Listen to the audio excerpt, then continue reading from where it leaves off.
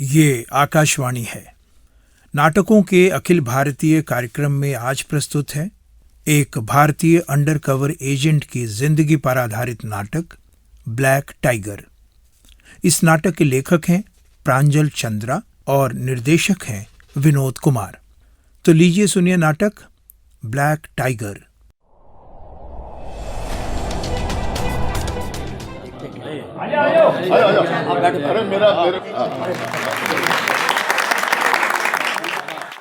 मौत को एक बार जब आना है तो डरना क्या है। हम सदा खेल ही समझा कि मरना क्या है। वतन हमेशा रहे शाद काम और आजाद। हमारा क्या है अगर हम रहे न रहे। वो लंबा वाला लड़का है कौन आलोक जी? वो जो बिस्मिल का रोल कर रहा है? हाँ वही। ठीक तो नहीं पता शुक्ला जी, कोई राजस्थानी छोरा है, रविंद्र कौशिक नाम है शायद। बढ़िया एक्टिंग करता है। नाटक खत्म होने के बाद जरा मिलवा देना। बस खत्म ही होने वाला है। वो देखिए बिस्मिल की माँ आ गई। यही आखिरी सीन है सर। ओके।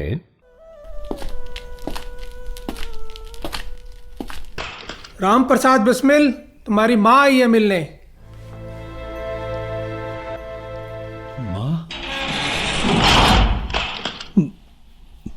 माँ तुम यहाँ? ये क्या, तुम्हारी आंखों में आंसू? मैं तो समझती थी कि मेरा बेटा बड़ा बहादुर है। देश के हजारों नौजवान जिसकी कस्में खाते हैं, गोरी सरकार जिसके नाम से कांपती है, उसकी आंखों में आंसू। मुझे नहीं मालूम था कि मेरा बहादुर बेटा मौत से इतना डरता है। माँ, तेरा ये बेटा मौत से तनिक भी नहीं डरता, और ऐसी मौत तो किस्मत वालों को ही मिलती है। तेरा बेटा इस मामले में बड़ा किस्मत वाला निकला माँ। उसे मातृभूमि के लिए फांसी पर झूलने का मौका मिल रहा है। ये आंसू डर की वजह से नहीं है माँ। मैं तो अपने आंसुओं से तुम्हारे चरणों को धोना चाहता हूँ। मैंने तो सबको कहा है कि देख लेना, मेरा लाडला हंसते हंसते फांसी का फंदा चूमेगा। हंसते हंसते फांसी का फंदा चूमेगा। माँ, वादा कर हर जन्म में तू ही मेरी कोख से जन्म लेगा। मैं हर जन्म में तेरी माँ बनूं। मैं हर जन्म में तेरी माँ बनूं, तेरी। माँ,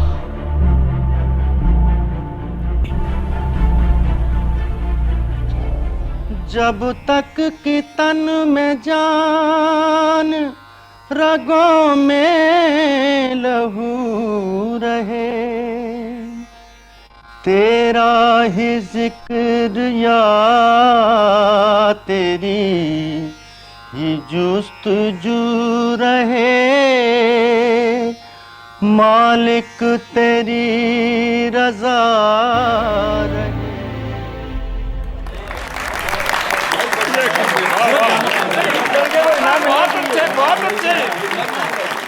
आइए, चलिए शुक्ला जी, छोरे को ऑफिस में ही बुलाते हैं। चलिए।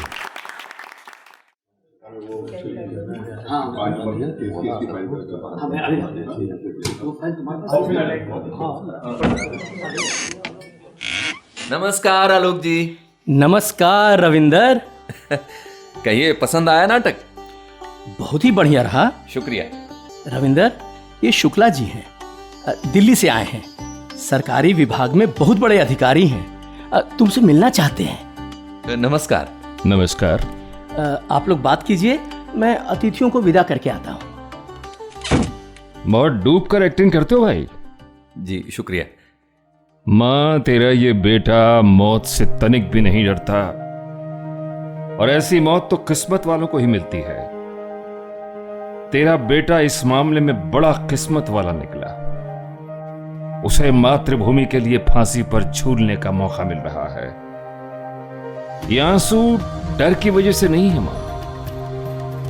बहुत खूब।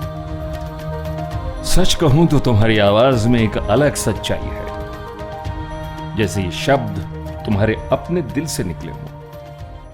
इतने बढ़िया ढंग से कैसे कर लेते हो? परकाया प्रवेश कहते हैं इसे सर। बिस्मिल की भूमिका करते समय मैं रविंद्र नहीं, बिस्मिल बन जाता हूं। बिस्मिल। मेरी सोच, मेरा लहजा, मेरा व्यक्तित्व सब बिस्मिलमय हो जाता है। जब जिस कैरेक्टर में होता हूं वैसे ही बन जाता हूं। नाटक तो बढ़िया करते हो रविंद्र। आगे क्या करना चाहते हो? सर अंधे को क्या चाहिए? 2 आंखें, ग्रेजुएट हूं, नौकरी चाहिए। नौकरी जिसमें कद्र हो, जिम्मेदारी हो और वतन की सेवा का मौका मिले। अगर कहीं ऐसी नौकरी दिलवा दे तो मजा आ जाएगा। किस तरह का काम करना चाहते हो? सर चाहने से क्या होता है, मां चाहती है कि मैं फौज में अफसर बनूं। वो हमेशा कहती है कि देश की सेवा करने वाले सिपाही के काम से बड़ा और कोई काम नहीं है। पुश्तों के 7 जन्मों के पाप कट जाते हैं। मैं कोशिश तो कर रहा हूं सर कि मां का सपना पूरा कर सकूं, लेकिन अब तक तो कुछ नाटक को पेशा नहीं बनाना चाहते? नहीं सर, नाटक तो मैं शौकिया करता हूं। अलग अलग किरदार निभाने का, बहरूपिया बनने का शौक है।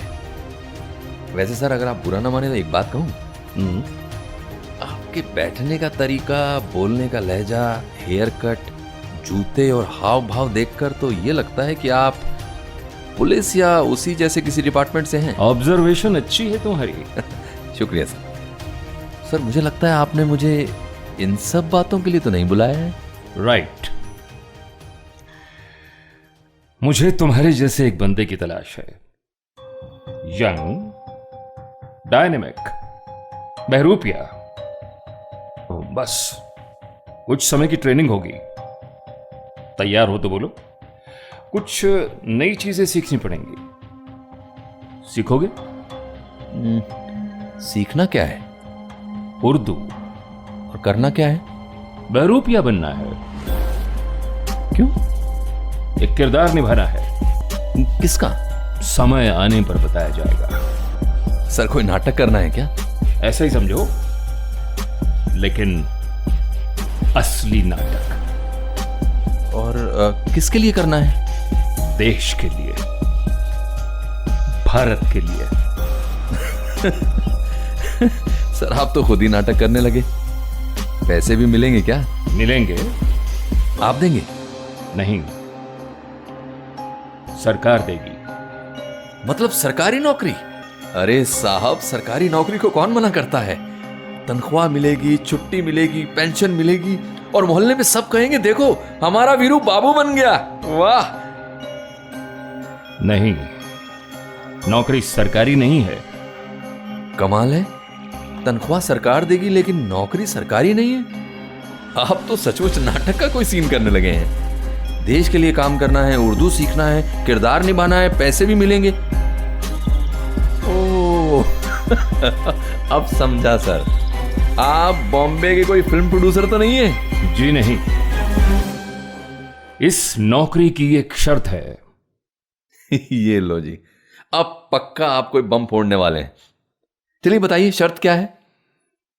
गुमनामी। ये नौकरी करते समय गुमनाम होना तुम्हारी पहली और आखिरी शर्त है। तो क्या कहते हैं? परकाया प्रवेश। एक बार परकाया प्रवेश कर लिया तो कर लिया, वही बनकर रहना पड़ेगा। पूरी जिंदगी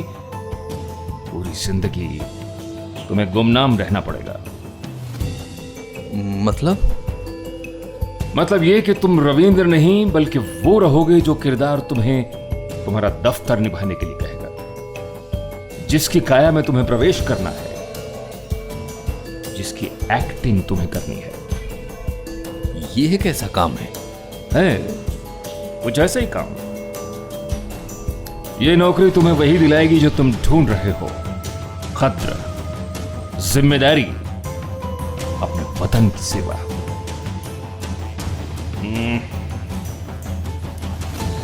ये रहा मेरा नंबर। फैसला अगर हाँ में हो तो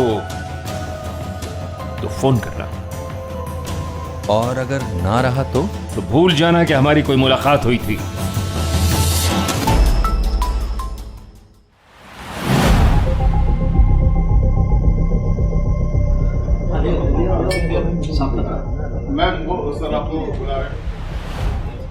good morning sir. Good morning. Anything important? Ravindra Kaushik की स्पेशलाइज्ड अंडरकवर ट्रेनिंग पूरी हो गई है। ये है उसकी final evaluation report. Urdu language proficiency 10 out of 10, analytical and communication skill strong, physical and psychological assessments excellent, communication problem solving skill very good. He has done better than our expectations, sir. तैयारी करो, उसे हमारे प्रिय पड़ोसी देश में भेजने के लिए। भारत के लिए उनका प्रेम कुछ ज्यादा ही उमड़ने लगा है। He is rearing to go, sir. हफ्ते भर के लिए अपनी मदर से मिलने जाना चाहता है। Okay. Let him go. Okay.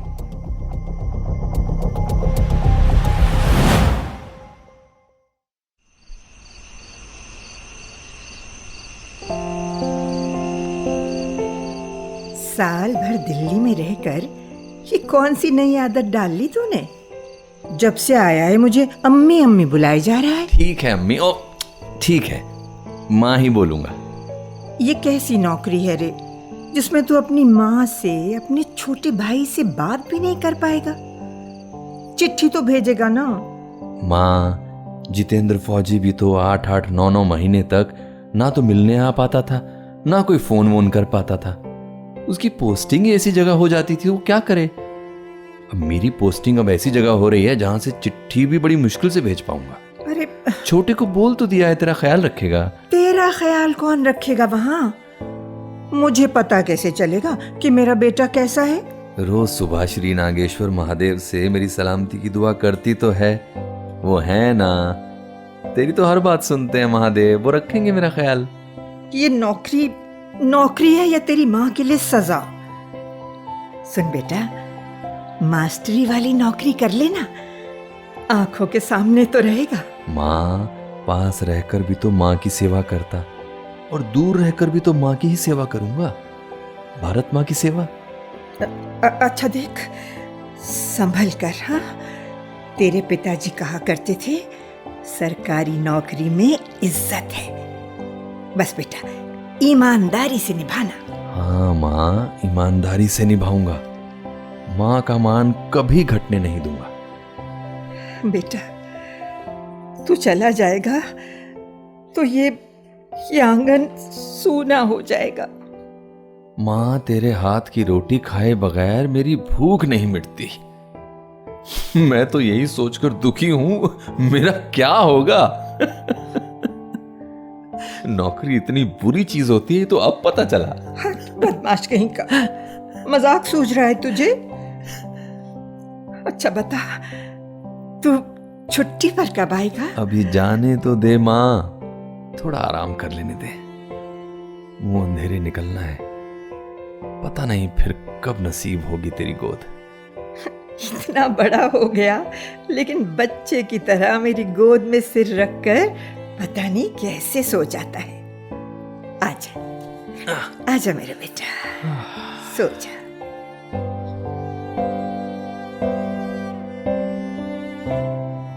आजा रे निंदिया तू आके। माँ, काश तू जान पाती कि मैं किस सफर पर जा रहा हूं। लौटना पता नहीं कब होगा, आजा रे निंदिया, होगा भी कि नहीं।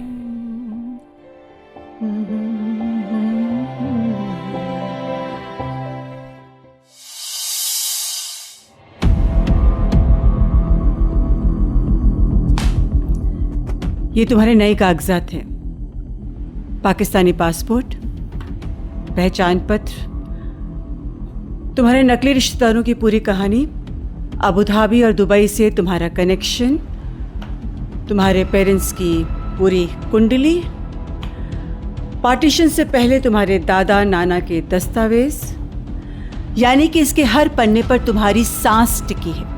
अगर इनमें से एक भी झूठ पकड़ा गया तो एहसास है मुझे, आपकी ट्रेनिंग ऐसी रही कि अब तो मैं ख्वाब में भी खुद को नबी अहमद शाकिरी देखता हूं। पिछले 1 बरस से मैं हर रोज 5 वक्त की नमाज पढ़ रहा हूं, रोजे रखता हूं। कपड़े के बाहर ही नहीं, अंदर भी मैं मुसलमान हूं। अल्लाह कसम, अब तो रविंद्र कौशिक किसी और जमाने की बात लगती है। आपको क्या बताऊं, अपनी मां को समझाने में पसीने छूट गए मेरे कि मेरे माथे, घुटने और टखने पर ये काले निशान कैसे हैं। उन्हें कैसे बताता कि ये नमाज पढ़ने से होता है। ये तावीज, मां को लगता है कोई बात है जो छुपा रहा हूं, और मां की जगह उन्हें अम्मी पुकारना। अब क्या क्या समझाऊं उन्हें। हाँ, इस बात का गर्व है कि देश के लिए कुछ करने का मौका मिला, लेकिन पता नहीं कब लौटूंगा दोबारा घर। वो क्या है रविंद्र? मालूम है, जासूस का कोई घर नहीं होता रविंद्र। अंडरकवर एजेंट का घर वही होता है जहां से उसकी पहचान वाबस्ता है। तेरा घर इन कागजों के पीछे है और तेरा वतन इन झूठे नामों की आड़ में छिपा हुआ। पकड़ा जाएगा तो एजेंसी दुखी तो होगी, लेकिन पहचानने से एकदम इनकार कर देगी। याद है, सब याद है। जय हिंद, जय भारत। कल तुम्हें ट्रक से अमृतसर के लिए निकलना है। वहां से बॉर्डर पहुंचोगे। बॉर्डर पहुंचते ही तुम पाकिस्तानी बन जाओगे। क्रॉस करते ही तुम्हारी नई कहानी, नया देश और नई जिंदगी शुरू हो जाएगी। एक बात याद रखना, देश के लिए तुम्हारी अहमियत तभी तक है जब तक जिंदा हो और पकड़े नहीं जाते। जाने के बाद तुम लॉ कॉलेज में एडमिशन लोगे, दिल लगाकर पढ़ाई करोगे और लॉ कंप्लीट करने के बाद पाकिस्तानी मिलिट्री में नौकरी हासिल करना तुम्हारा गोल होगा। आमीन। और तुम्हारा कोड नेम होगा black tiger. Black tiger? Hook की तामील होगी। जय हिंद। जय हिंद।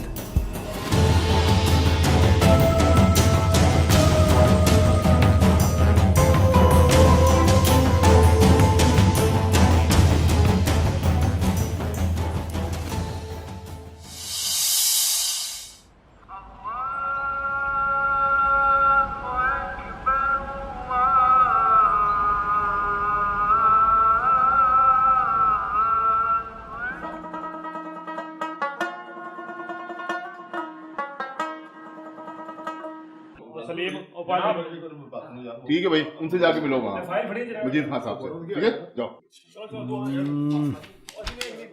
नबी अहमद शाकिर, पहली पोस्टिंग,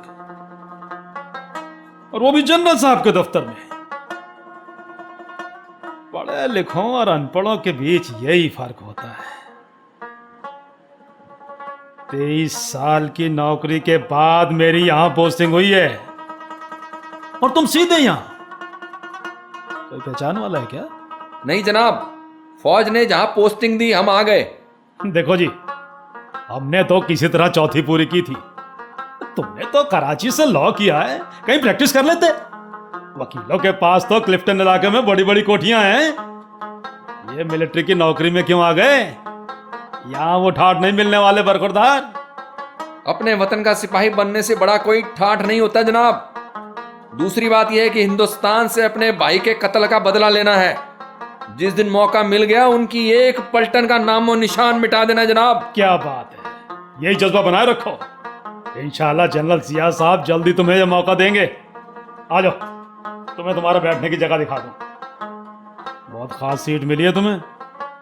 जनरल साहब के सबसे करीब बैठने वाली सीट है ये। फौज में इस पोस्टिंग के लिए मोटी रिश्वत देने को तैयार बैठे हैं लोग।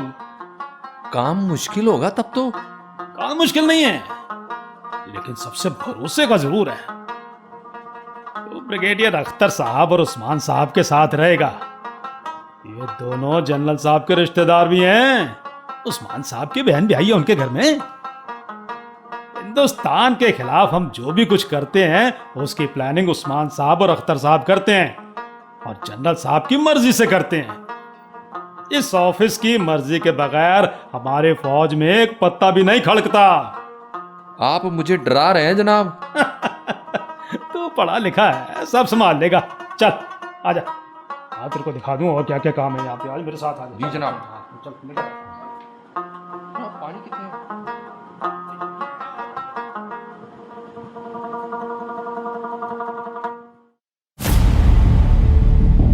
रविंदर के बारे में इंफॉर्मेशन मुझे कुछ देना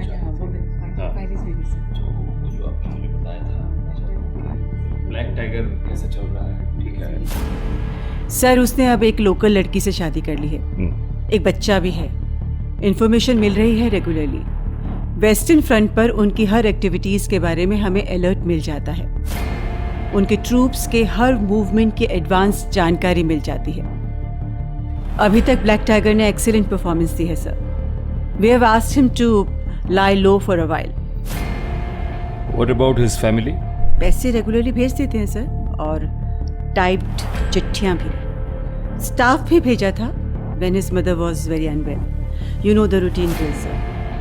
दिलासा देना भी जरूरी है, भले ही झूठा क्यों ना। कभी कभी बहुत बुरा लगता है सर, अपने ही लोगों के जज्बातों से खेलते हैं। अपर्णा, प्रोफेशनल हैजर्ड्स, अपना टाइम याद करो। You were posted in China. Your son had met with an accident. And I was not even informed. I will never forgive agency for that, I swear. Part and parcel of our profession, Aparna. सबसे पहले देश। हिसाब करने बैठे तो agency के हर बंदे की पर्सनल जिंदगी के खाते में सिर्फ नुकसान ही नुकसान लिखा मिलेगा, लेकिन किसी ने कभी भी देश के खाते में कोई नुकसान नहीं होने दिया। रविंदर पहला अंडरकवर एजेंट नहीं है और न ही आखिरी होगा। यह सिस्टम ऐसे ही चलता रहेगा। किसी को पता भी नहीं चलेगा कि रविंदर जैसे अनगिनत हीरो हैं हमारे पास, जो दिन रात भारत की सुरक्षा के लिए जीते हैं और कई बार मर भी जाते हैं। और आयरनी तो यह है कि हम उनके लिए खुलकर रो भी नहीं सकते।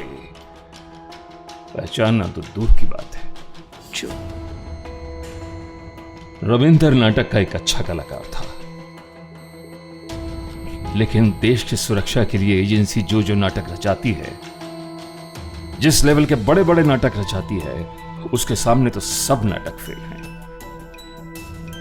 ये हमारी जरूरत है, हमारी मजबूरी है। चलो छोड़ो ये सब बातें। और भी गम है जमाने में दुखी होने की जगह।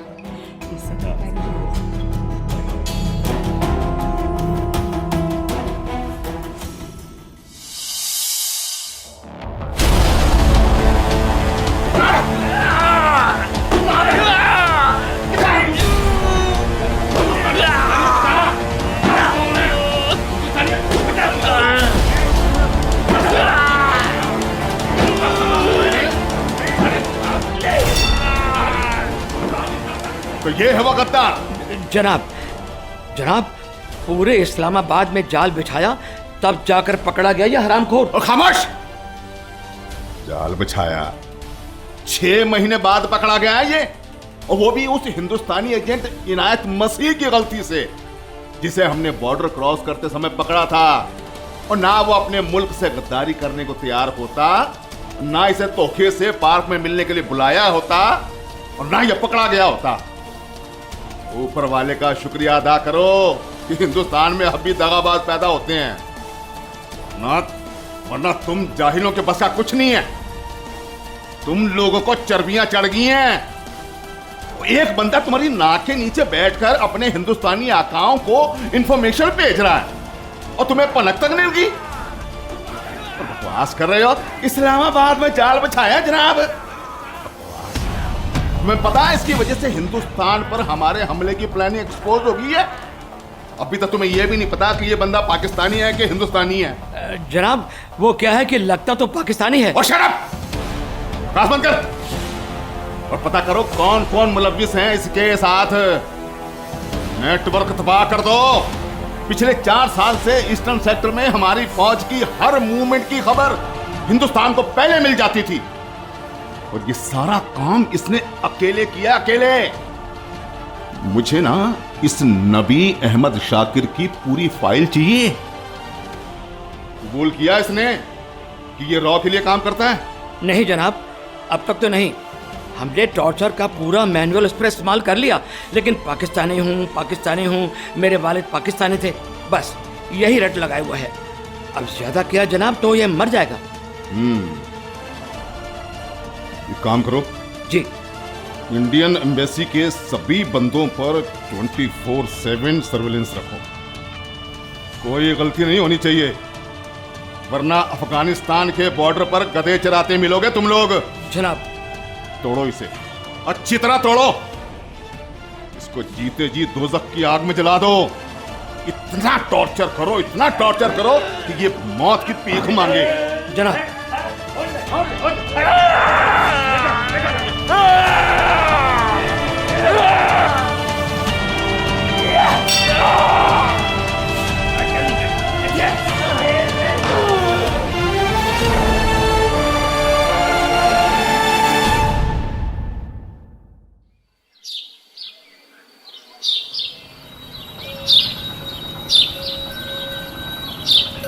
माँ क्या हुआ रे? भैया की चिट्ठी, लेकिन इस पर तो सन 2001 की मोहर है, पिछले साल की।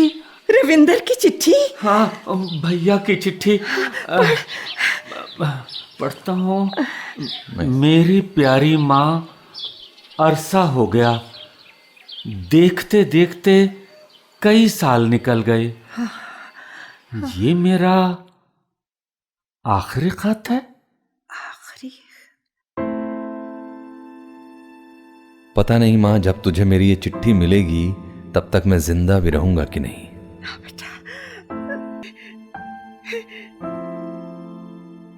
ना, रोना मत माँ, क्योंकि मैं मामूली मौत नहीं मर रहा। 26 साल से दूर हूं। पाकिस्तान की जेल में 18 साल से कैद हूं, जासूसी के जुर्म में।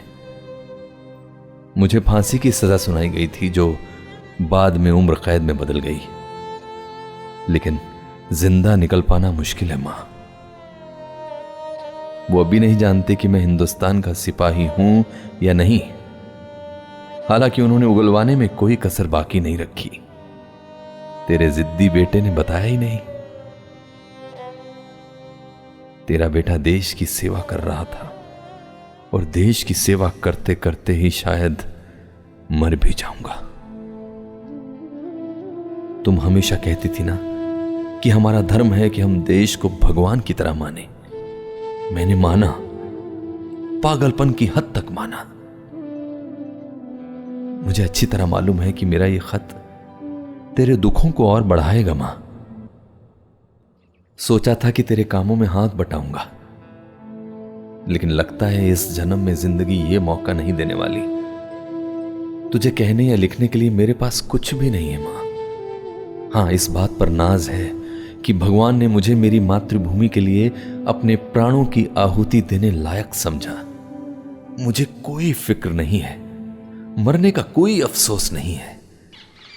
अफसोस है तो सिर्फ इस बात का कि काश देश थोड़ा और करता हम जैसों के लिए। मैं अमेरिकन होता तो शायद 3 दिन में जेल से बाहर होता। कभी कभी लगता है कि क्या भारत जैसे बड़े देश के लिए कुर्बानी देने का यही इनाम मिलता है? मां, जिंदगी प्यारी होती है, पर कभी कभी मौत उससे भी ज्यादा प्यारी होती है। मैं अब थक गया हूं मां। तेरी बहुत याद आती है मां। तेरी गोद में झट से नींद आ जाती थी मुझे, लेकिन अब तो शायद ही नसीब हो। अब मैं सोना चाहता हूं, गहरी नींद जो मुझे यातना की वेदना से हमेशा के लिए आजाद कर दे। राजेश्वर बड़ा हो गया है, तेरा ख्याल रखेगा। और मां कभी कोई पूछे तो कहना तेरा बेटा देश का सिपाही था, सिपाही का हर फर्ज निभाया और सिपाही की मौत ही मरा है। एक वादा तो कर दे मां, अगले जन्म भी तू ही मेरी मां बनना। इस जन्म तो भारत मां की सेवा में ही बिता दी, अगले जन्म सिर्फ तेरी सेवा करूंगा, मास्टरी वाली नौकरी कर लूंगा, तेरी आंखों के सामने रहूंगा। तुम्हारा रविंद्र।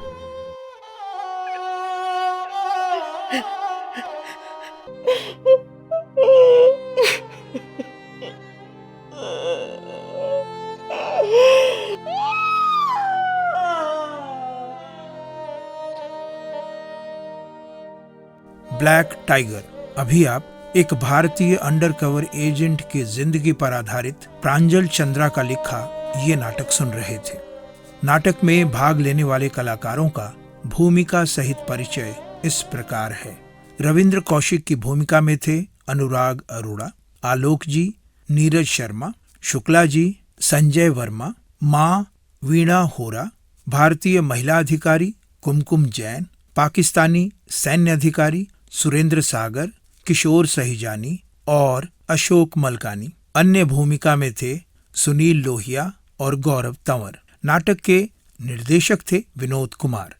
इस नाटक के संबंध में आप अपनी प्रतिक्रिया हमें cdu.air@gmail.com पर भेज सकते हैं।